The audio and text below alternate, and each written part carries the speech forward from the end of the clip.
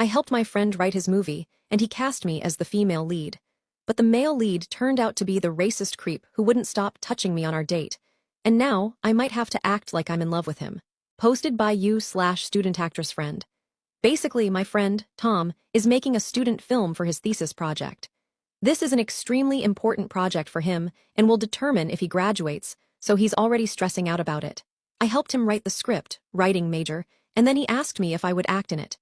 He said it would mean a lot to him, and I've acted in a few different plays and another student film that won some awards before, so I agreed.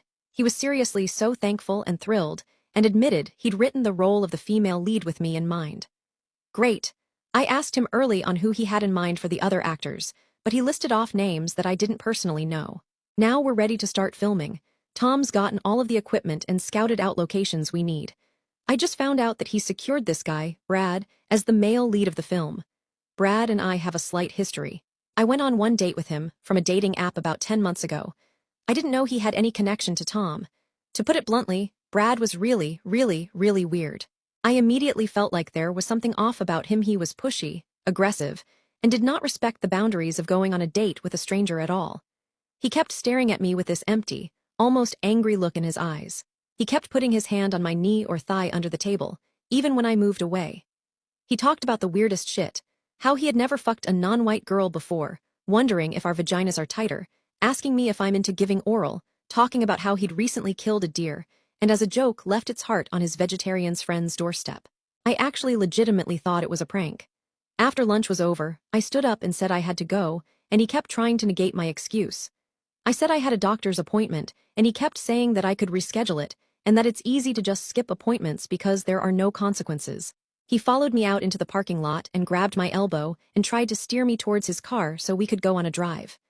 I finally hit my breaking point and turned to him and said, "Dude, I don't know if you know this, but you come off as really disrespectful and rude.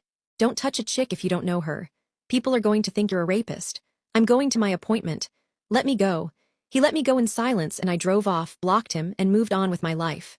Until I just found out that Tom has gotten the same Brad to act in his film. Not only that, he's the lead. If the script stays the way it is, I might have to act as his love interest. I absolutely do not want this, and the very thought of even being in the same room as that guy makes me kind of nauseous. How do I tell Tom? I don't want to be that diva who gives ultimatums or refuses to work with others, and this film is extremely important to Tom's future. He's my friend, and I don't want to let him down or leave him in the lurch. Finding another actress could be really difficult for him at this point, but I'm pretty sure I absolutely cannot work with that creep Brad. Is it really okay to force Tom to choose between the two of us, or should I just bow out? Relevant comments. Commenter 1, it's not forcing Tom to do anything. You simply say, "Hey, sorry, I recently found out that this creepy guy I went on a date with is the principal actor.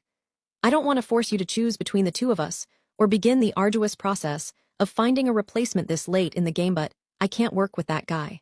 What do we do? It's not mean or rude to state your deal breakers.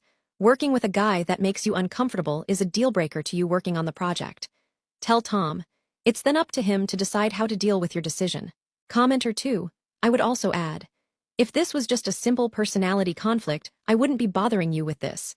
He groped me repeatedly while making racist sexual comments all through our date. I tried to leave early and he followed me out to the parking lot and tried to physically restrain me from getting to my car. Commenter 3, if your friend wants to be a successful director, he needs to learn about this thing called chemistry, especially between leads. He should have arranged a meeting for the principals early enough to recast. It's great you want to be a supportive friend, but this is his problem, not yours. Edit. Rewrite the script so that your character has to deal with a toad. Your acting will be superb and you'll win another award. Commenter 4. True, you're the writer. Rewrite the story so that Brad's character dies in the first scene. Update. Thank you to everyone who told me to talk to Tom and share my concerns. I agree that he should have tested the leads before casting them, but to be fair to him, everyone's schedules have been crazy this semester, and I was out of town last week. So I think that's why he just went ahead and hired Brad.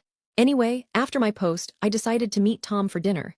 He asked me how I've been, and I kind of clumsily launched into a story about this shitty date I had with this guy, Brad, without saying it was Brad. Tom was really sympathetic and was saying things like, "Holy shit, dude, that guy's a creep. I'm glad nothing happened to you. What an asshole, I'm glad you're safe. I feel like I'd fight him or something if I could." I felt kind of sneaky about doing it this way, but people's suggestions to lead off with the story without saying the name seemed effective. At that point, I told Tom that the person I was actually talking about was Brad, and that when I found out, I felt really awkward and wasn't sure how to tell Tom, but I hoped he could see why I wouldn't want to work with that guy. I said I really wanted to be a part of Tom's project, but I didn't know what to do and wanted him to have all the facts. I said I'd go along with any decision he made. It kind of blew his mind that I was really talking about Brad, and he took a little while to process it. I asked him how he knew Brad, and he said that he was just a classmate that he'd worked on a project with earlier this year. They weren't amazing friends or anything. He seemed to brood over the info for a while, and I didn't really know what to say, so we just ate in silence for a bit. Finally, Tom said matter-of-factly, "Okay, thanks for telling me. Do you know of anybody we can replace him with?" I was surprised, and he was surprised I was surprised. He said, "That guy's a shit. I'm not going to work with him if he treated you that way. We'll find someone else." I was so happy and grateful that I started tearing up a bit. It's not that important to me to work on Tom's film, but it was just so nice to hear that he had my back with no reservations or hesitation. He was kind of bemused that I thought he would want to keep Brad over me, haha. So, as of this morning, Tom has informed Brad that he's no longer on the project, and he's talking to a few different people he knows as replacements. We are going to do auditions to see who has good chemistry, as others have suggested.